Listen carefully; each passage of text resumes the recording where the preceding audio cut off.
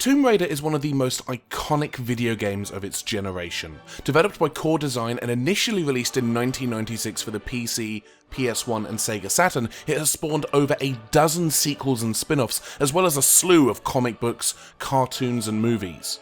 It's also been ported a number of times, including a fascinating port for Nokia's ill-fated N-Gage, although that's mostly fascinating because it exists. But we're not looking at Tomb Raider this week, no. I'm far more interested in Core Design's earlier works, specifically their contributions to one of the most prolific genres of the 90s. Awful, cartoony platform games. 2D platformers were the first-person shooters of their day. They were everywhere. You couldn't set foot in a video game store without knocking over a cardboard display promoting yet another one of these unimaginative wankfests. Some of these games, such as Commander Keen, Aladdin and Earthworm Jim, were actually pretty good, but a great many of them weren't even worth the plastic their cartridges were made from. Many of these games can be found at your local retro gaming store, assuming you have one, or even on eBay, for next to nothing, if you're looking for a gift for someone that you really, really hate. Core made a number of contributions to this oversaturated genre in the early 90s, such as Premiere and Bubba and Styx, but probably their biggest success was Chuck Rock, a game about a caveman going around beating up rocks, dinosaurs and other meaner cavemen. Not to be confused with Joe and Mac, which in turn should not be confused with Bonk's Adventure, which is of course a very different game from Adventure Island, which is in reality a port of Wonder Boy, which is also the name of a song by Tenacious D, who do look a bit like cavemen now that I think about it. Chuck Rock was ported to a bunch of systems, including the Super Nintendo and the Sega Genesis, and apparently did well enough that Core decided to crank out a sequel. The end result was Chuck Rock 2, Son of Chuck, where this time you control Chuck's large-headed, club-wielding progeny. Because the comparisons to Bonk's Adventure weren't quite as glaringly obvious beforehand. A year prior to the 1993 release of Son of Chuck, Core Design knocked out Wonder Dog as an early title for the Sega Mega-CD.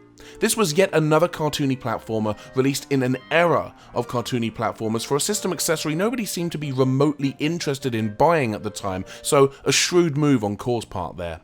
As a game, Wonder Dog is okay, a pretty if fairly average sort of platformer typical of its time.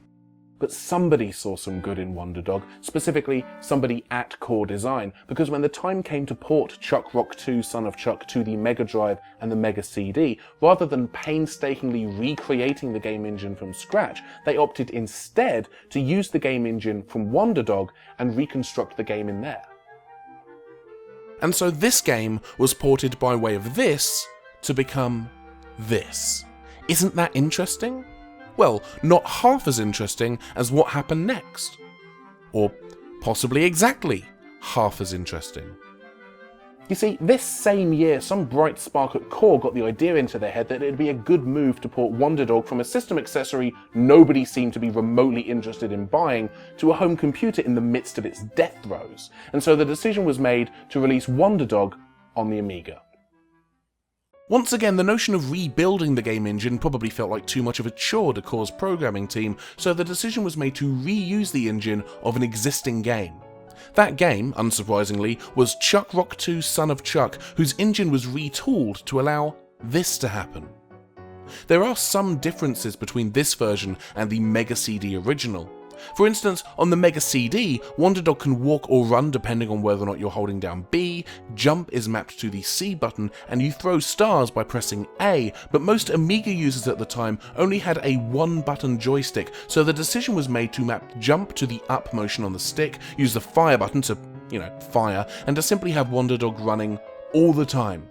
This does have the unfortunate side effect of making Wonder Dog difficult to control on the Amiga. Smaller motions and movements are a massive pain in the nads, and it's very easy to overshoot the mark. Other than that, and the obvious hit the graphics have taken thanks to the reduced number of on-screen colours, it survives the transition rather well. This is just the kind of weird porting story that I love. Chuck Rock 2 only made its way to the Sega CD because Core chose to recycle the engine for Wonder Dog, which in turn used Chuck Rock 2's engine for its Amiga port. There's a wonderful symmetry in just how dependent upon each other these otherwise unnoteworthy, mediocre platform games were. Fascinating. Of course, these aren't the only games that have had their game engines recycled. Cool Spot and Disney's Aladdin for the Sega Genesis and a bunch of other systems are both built upon the game engine for Global Gladiators, while the game engine for the controversial and unreleased PS1 game Thrill Kill was reused for Wu-Tang Shaolin Style, X-Men Mutant Academy, and Rock'em Sock'em Robots Arena. More recently, Activision's multi-platform reimagining of GoldenEye starring Daniel Craig as Bond also starred the Call of Duty engine in the role of crushing disappointment. And if that joke sounds familiar, it's because I used it at the start of the season. See you next week!